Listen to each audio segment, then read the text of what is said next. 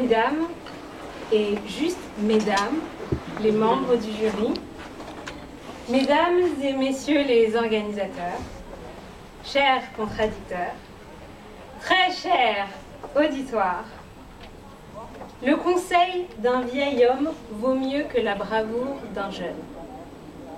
Si je ne dispose pas de la vigueur virile de mon contradicteur, les quelques années qui nous séparent font la valeur du conseil que je m'apprête à vous prodiguer. Je vais donc vous conter une histoire qui rappellera sans doute des souvenirs à vos oreilles. Il était une fois une jeune femme à laquelle une curiosité redoutable fut donnée en héritage. Fille du Dieu des dieux et mariée à un homme afin d'accomplir un funeste dessein, elle fut dotée d'une mystérieuse boîte que son père lui interdit d'ouvrir. Hélas, Pandore, cédant à son penchant naturel, ouvrit cette boîte, libérant les mots qui y étaient contenus. Que reste-t-il aujourd'hui de la boîte de Pandore? Plusieurs versions de ce mythe permettent d'identifier la source des maux de l'humanité. Bien sûr, vous êtes libre d'adhérer ou non à ces croyances qui, en d'autres temps, prennent la forme du péché originel. Cependant, il est un constat auquel vous ne pouvez échapper, car le mythe est toujours source d'enseignement. Une erreur de Genèse, celle de Pandore comme celle d'Ève, aura vite fait de vous plonger dans de ténébreux abîmes. C'est la raison pour laquelle je vous invite dès à présent à abandonner la thèse adverse. Doit-on braver l'interdit? Assurément non. Pourquoi? Parce que l'interdit est un rempart protecteur contre des maux redoutables susceptibles de s'abattre sur nos têtes. Quant à ceux qui sont encore persuadés que l'interdit est un frein à l'épanouissement, nous montrerons que devoir et bravoure ne nous seraient ici d'aucun secours. L'interdit est couramment défini comme une interdiction émanant d'un groupe social. On devrait donc sans cesse parler d'interdits au pluriel, car ils sont protéiformes, alimentaires, sexuels, moraux et religieux. Ce sont tout autant de tabous. Dès lors, ils présentent certaines caractéristiques. Tout d'abord, ils nous protègent, en particulier contre les maladies. L'inceste, tabou universel présent dans toutes les sociétés, selon Lévi-Strauss, réglemente la sexualité. Il est prohibé car il constitue un danger biologique avec un risque élevé d'expression de maladies génétiques. Et je suis certaine que vous connaissez le désormais célèbre « Ne mange pas trop gras, trop sucré, trop salé !»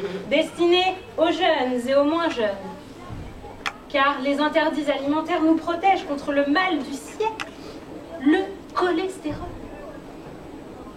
Ensuite et surtout, nous nous soumettons volontairement aux interdits qu'adoptent les groupes sociaux auxquels on s'identifie.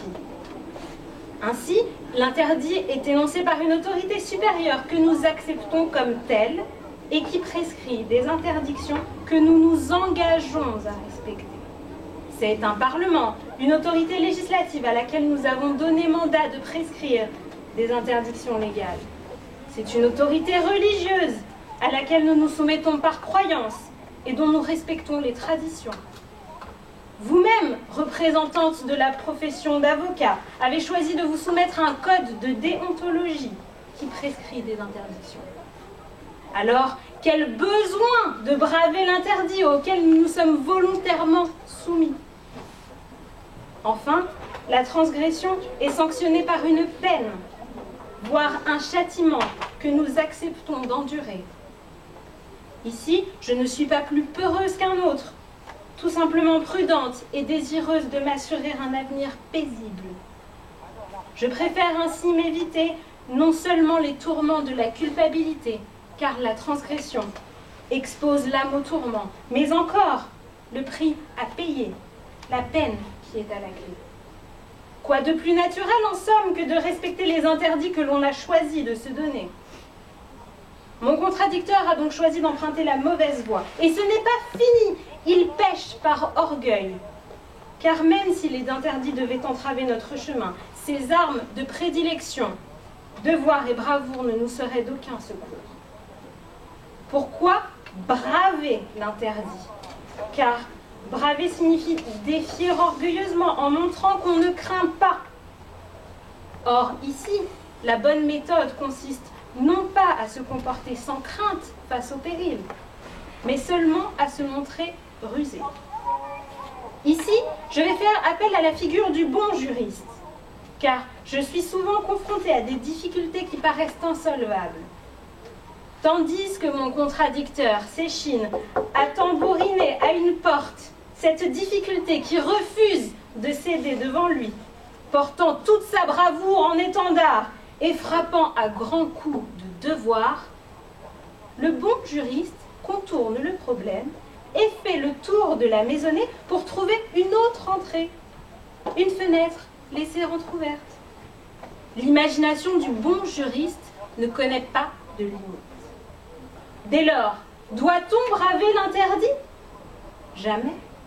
Il faut seulement s'en jouer avec beaucoup de doigté. Mon contradicteur, bouffi d'orgueil, n'a pas manqué de nous démontrer son courage. C'est pour le moins contradictoire, car selon lui, l'on doit braver l'interdit. Or, on, c'est bien lui, vous et moi. Mais la bravoure est l'apanage des héros. Et parmi nous, je ne distingue que des gens ordinaires, qui, au-delà des qualités intrinsèques de chacun, ne sont pas plus aptes à braver les dangers que le commun des mortels.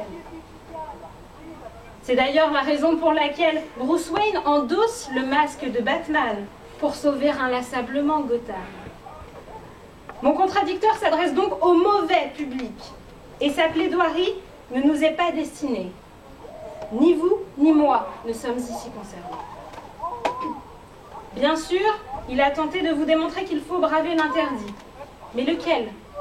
L'a-t-il seulement défini? Et quand bien même le sien serait-il mien? Sa fougue encore ne connaît pas de limite. Et une fois encore, son jeune âge prend le pas sur sa raison.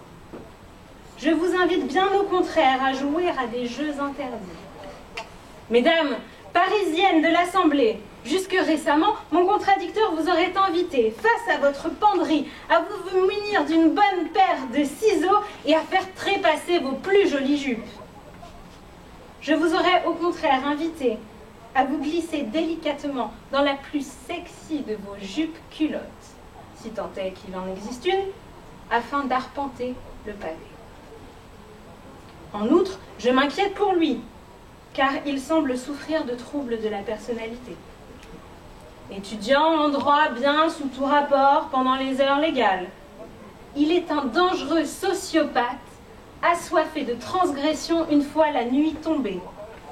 Cachez vos maris, vos enfants, vos femmes. Non seulement il brave l'interdit, pire encore, il s'en fait un devoir. La plaidoirie de mon contradicteur est donc pavée de bonnes intentions. Pourtant, gardez-vous bien d'emprunter sa voix. Fourberie, ruse, flatterie, lieu commun, rêves d'enfants et légendes, tels sont les voiles qu'il a tenté d'abattre sur votre esprit. Un conseil de vieux plaideur, valant mieux que la bravoure du jeune, gardez-vous bien de braver l'interdit, car seul est en péril celui qui le révèle.